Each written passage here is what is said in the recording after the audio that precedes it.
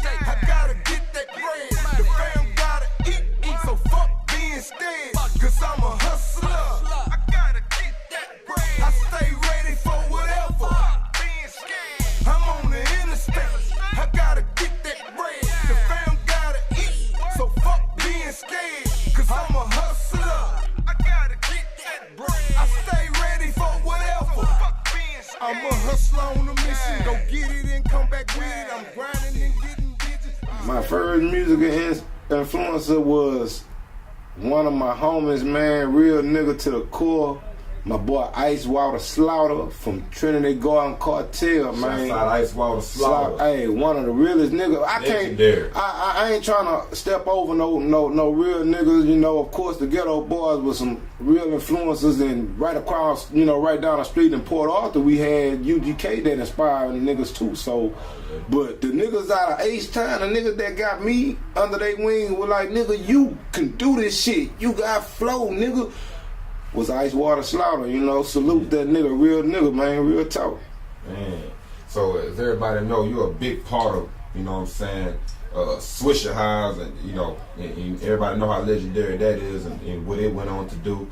Man, tell us how that started, man. I know you stayed around the corner from Watson, so you had to be there for the whole inception of this. How did that start, man?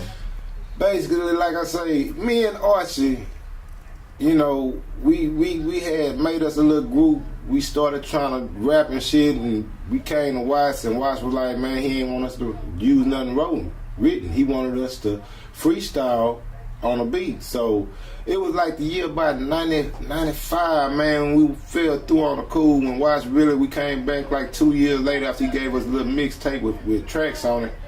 So me and Archie, we had started a little group, and we started making songs and shit. You know, we started making music. We was recording right over there at Mike B, Alpha Tidwell, at the cartel, the you know, Trinity Garden cartel spot. We was actually over there buying tracks from Mike B and my boy Big Tom. He was producing some tracks, and we had a whole little project together, and we brought it to Watts. And Watts, we were like, man, he wanted to work with us. But he didn't want us with none of our original stuff. He wanted us to freestyle. He wanted to do some shit like the South Side had going on, a screwed up clique. He was like, man, them boys got flow. They go off the head. They just say what's on their mind. They don't have to write nothing down. Y'all can do that shit. If y'all can do that shit, man, I want to do it like this. Y'all want to ride? Come on, man, let's make music. And once we did the flow, he put it on a little mixtape, and the mixtape was buzzing. Everybody in the hood was getting it. You know, we was the mouth of the street on the north, because the only way you can get the product was directly from us. It wasn't in those stores at the time, but by us selling it on the street, it influenced the stores to wanna get the music and put it in their stores. So when that happened, you know, we was going in, we wasn't doing nothing but rapping at the time. And I had a little weird idea. I was messing with my boy Bullet Wayne, man. Shout out Bullet Wayne, Dollar Jones, you know what I'm saying, some of them OGs that was in the house. Bullet Wayne, he had came across me. He was like, listen, man, I want to do some shit, man. I want to do a t-shirt. And I was like, man, that's not a bad idea. So, anyway, he had did some shirts, and I put a little money up, got mine. I said, man, I want to do me some shirts now. So, I took my toe into the game, and I came to Watts, and I said, man, I want to do some shirts like Bullet Wayne did. He was like, nigga, you rapping here. Nigga, you a part of the clique. Nigga, hey, go for it, nigga. So I started investing my little money into a t-shirt or paraphernalia, you know.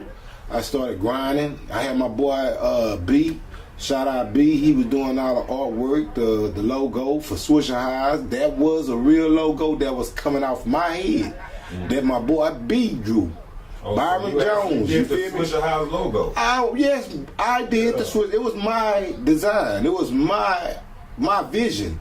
My boy Byron Jones was the guy that drew it and put it on the paper and made it visual to the site. You feel me? It wasn't Crooked Roof and all. A Crooked Roof was a blunt, and we was smoking on the inside. See, that's how I was thinking. I say, man, put some trees of weed in the front yard. Nigga, put the blunt to the side like we in that bitch having a house party. We banging like, hey, we in that bitch doing a real thing. You feel me? The highs leaning because we leaning on the inside. We sipping on that drink and we smoking on that you know, that good grass. We was in the studio making live music. That's what inspired me to make that logo. Yeah. You know what I'm saying? We was actually getting a lot of label offers when the Day Hell Broke Loose dropped, but Watts was declining.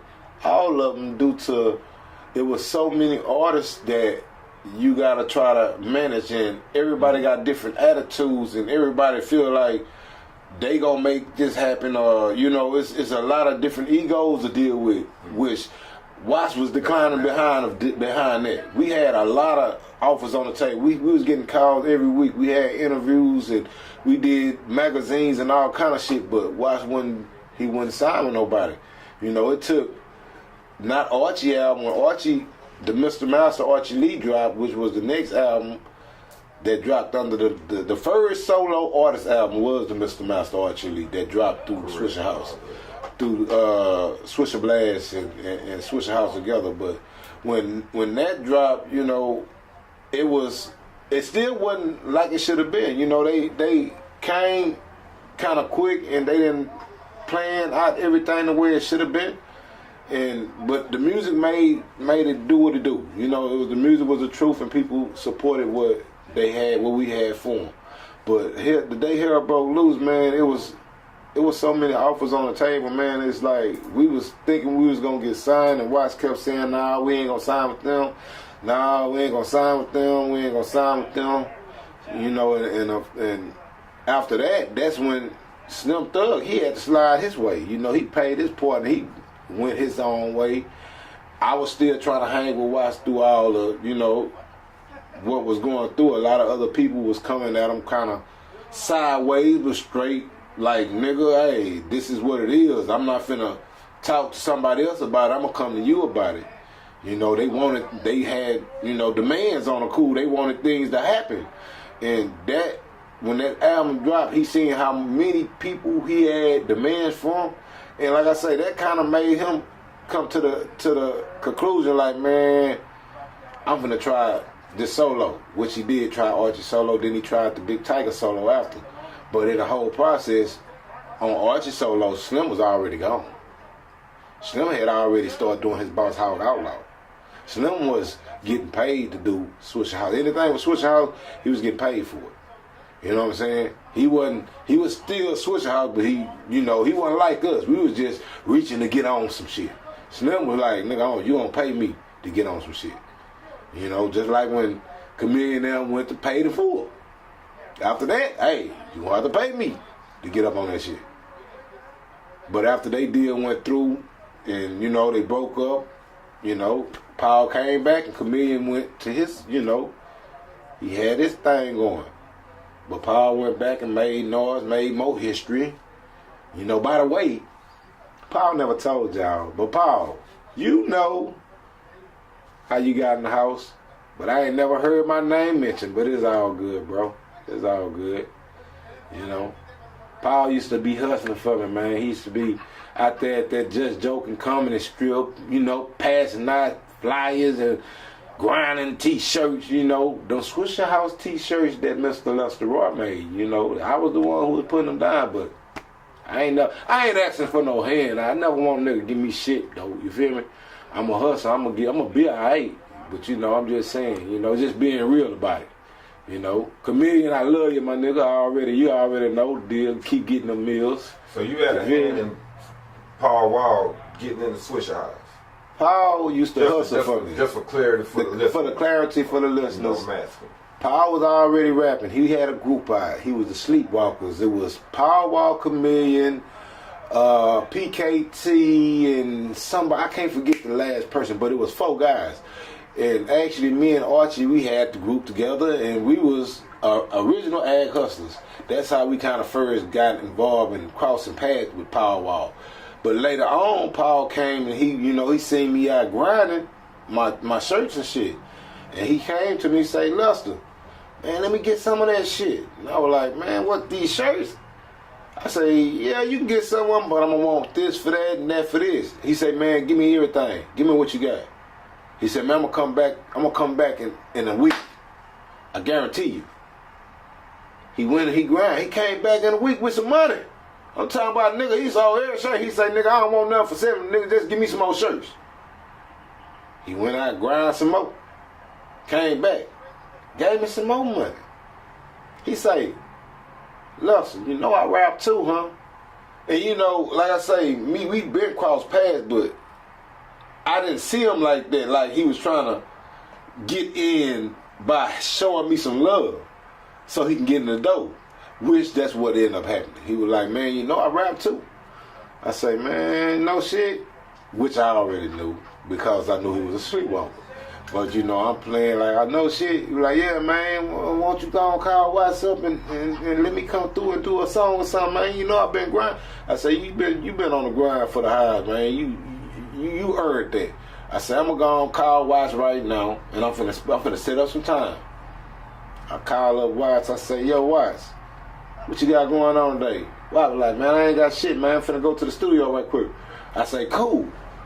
Power Wild wanna come through." He say, "Power Wild? You talking about that white boy that be rapping with the..." Yeah. What Power Wild? I say, "Okay." He say, "Okay, come through about 6 o'clock." I call Power back. I say, "Power, can you be at the Swisher Highs at 6? He said, "Yeah." Hung up with him. About 20 minutes later, he called me back. "Listen, can I bring somebody with me?" I said, "How many people you gonna bring with you?" Cause, you know, me in my head, I already know it's 4 niggas in the group. So I'm like, "How many niggas you trying to bring with you?" "Man, I just want to bring one of my partners, man. I'm just gonna bring one of my partners." I said, "That'd be cool. Go on, come on through. Just come on through." They came through. They got there before I got there because, you know, I was a hustler. Like I said, I used to go to the money. And they got there to the studio before me, and Watts actually recorded a song with Power Wild and Chameleon. His first flow that he did was inspired by Power Wild and Chameleon. The first time y'all heard Power Wild and Chameleon on the song, Watts was on the same song. And the second song was... Is that to get you some Swisher House beat? Yeah. Swisher House socks? Yeah, that was the first song Watts got on. You feel me? So at that time, Watts had already knew. He said, "Oh man, listen, hey, you did that. That white boy gonna get some money going on over here." Watts said, "I already knew, like it was dollar signs. He seen dollars. Like, man, ooh, it's gonna go down." But in that process, I don't think he seen Paul now sliding with Paid in Full. You feel me? He never seen that. He just seen the fact that they would bring some dollars because it was virtually a white boy that was in, not rapping like Slim Shady, Eminem, but that was somebody you could put up at the time because Slim Shady was the only white boy that was doing something. So he was like, "Man, this could sell. This could actually do something." You know, going up out of Rosewood, it was kind of rough at first, you know, doing the fact that, you know, when I got in the game with Watts, you know, we had already had a target on our head from the south side on the cool because the guys that was over there on the grind, you know, it was some grimy niggas that was didn't bar the consequences or the repercussions of, you know, having to find the things. If it meant taking it, they did that. You know what I'm talking about? Some of my niggas, you know, I wasn't involved with all that, but you know, I was on the other end, on the music end. You know what I'm saying? But you know, it was all good though. You feel me? Well, even though they looked at us a certain way, and hey, but we just made music. That's what it was. Well, you know, in the streets, they always pointed at Rosewood as one of the neighborhoods that was kind of responsible for starting the little so-called North and South Side plex or whatnot. What was it like growing up in a neighborhood that's, you know, just so, you know, like drenched with infamy? You know, it's just infamous. It's an infamous neighborhood, and it ain't that big, but you know, well, it made a bunch of waves in the city. Well, you know, every hood got their title on it, and I guess Rosewood was just the hood that had that extra bad title because we was grimy. I mean, niggas did what they wanted to do and got what they wanted, you know. I was in the hood, like I say, I was on another grind, you know. Like I say, the niggas in the hood, they was doing their thing, and I was trying to focus on some freestyles at the time on the cool. I was trying to figure if I had that flow that I could make them say man on or something, you know what I'm talking about? Yeah. Me and my partner D. Tolliver, we had a little group, Aggravated Hustlers, that we was trying to do, you know what I'm saying, Brothers for Life. So we was doing a little group, and we came across a little manager, and the manager was linked in with Archie and his other partner, Chris. And his partner, Chris, was actually the manager's nephew, so that's how we linked up. They were like, man, I got some people I want you to meet, because they in the studio, they rocking and this and that. And, you know, we were still in high school. I was like, man, whoever can make, I want to make music. I want to get down. Yo, I'll meet them. So we went to the studio and linked up with Archie and Hakeem, R.I.P., rest in peace, Hakeem, you know what I'm talking about? We linked up with them boys and we made a couple of songs, and later on we went and did a little something out of town in Michigan, man. We had a little, little deal we went through to Michigan to promote the music that we was doing, because the people we was messing with at the time, it was like, they was taking youth off the streets and putting them in a studio. They had a little program, and they took us out of town. And on the way from that trip right there, we had a conversation that we wanted to, like, man, we gonna break away from this dude. They ain't about what they talking about, man. We can do it ourselves. And we linked up, like, and started working on music. Like I say, that was like, we were still in high school, 94, 95. We hooked up with Watts 95, 96, basically, and made the Swisher House mixtapes, you know. And from then on, you know, like I say, he been my right-hand man. He came in the door. Actually, the way Swisher House was first started, you know, Watts had brought the beat on when he had that conversation saying that he didn't want us to use no lyrics that we wrote. He wanted us to freestyle. That first session, Archie did the intro. He was like, man, I'm in this Swisher House, bitch, with Michael Watts and Lester Roy. Lester, kill him. He passed me the mic. So basically, I was the first nigga to wreck the scene in the Swisher House. I was the first nigga, after he gave the introduction of I'm in this Swisher House, bitch, with Michael Watts and Lester Roy. Yeah. I was the first nigga to eat the mic, you know, in the Swisher House. Watts was doing music before that. You know, he's still doing music now, but hey, I know what happened. You know, the first song that I ever got on, I didn't know it was going to be a hit. You know, when we did a freestyle, Drink Up in My Cup, I didn't know it was going to be a hit. I didn't know it was going to blow up like it blowed up. But every show we did, I knew it had to be hot. When every show after we had got to the point where we was doing shows, that Drink Up in My Cup had to go on last. We had to do that last. So I put it in my head, anytime you got to do something last, that means that got to be the hit, huh? So that's how I was feeling about it. But you know, we did a lot of music. We worked with a lot of artists. I seen everybody come through, from names you don't know, you know, Kilo motherfucking G. Like I say, Dollar Jones, Bullet Wayne, Lil Pluck, you know what I'm saying? Sad Warfare, J-Dog, Chameleon, Paul, Slim, you know, 50-50. I'm talking about Roderick and Broderick. Free my nigga. You know what I'm talking about? Already. My boy AD. Free my boy AD Green. You know what I'm saying? Already. Big Pig, Big Tiger. You know what I'm saying? Lil Run. Hey, man, there was a lot of boys up that came through, you know, like, just came through and put it down with a couple of niggas that they was from the hood with, that never got that, you know, exposure, that never got that shot. They just got one song. You know, a lot of people fuck with us, but I was there to see a lot of people come in and a lot of people go, you know. You know, a lot of people that didn't know I had a bad, tragic accident in 2002. You know, I nearly lost my life because I was intoxicated off of the promethazine, codeine, and a little everything else. You know, that was a bad time in my life. I had lost my brother in 9/8, and I was still trying to deal with it. And sometimes I feel like the drink was the only way to help me cope, because I went to sleep and, you know, I didn't have to deal with the reality of my brother lost. He's gone. You know, his soul is somewhere. It's not on this earth no more, but hey, but I kept pushing, you know. Like I say, that was my biggest inspiration for me to keep doing music, because he seen something in me that I didn't see in myself. So I had to keep going and pushing. Once he passed away in 9/8, I had to keep doing it. You know what I'm saying? That's the day when They Hell Broke Loose. You know, it's kind of crazy. The same year that the They Hell Broke Loose dropped is the same year I lost my brother. You know, it fucked me up, because at the time in 9/8 when the They Hell Broke Loose dropped, that they gave me avenue avenue to drop me a solo album, and I couldn't focus at the time. I couldn't think about nothing but my brother death. You know what I'm talking about? I couldn't put my music to the use that I know that the fans deserve. I don't want my whole album to be sad and bringing people, you know, making them blue. I want to give you something that you want to jam, you know. So I declined on my opportunity, and you know, after that I was pushed back to the end of the line. So, but it didn't ever stop me, because you know, at the end of the day, I still work. It's like that. I'ma go long. This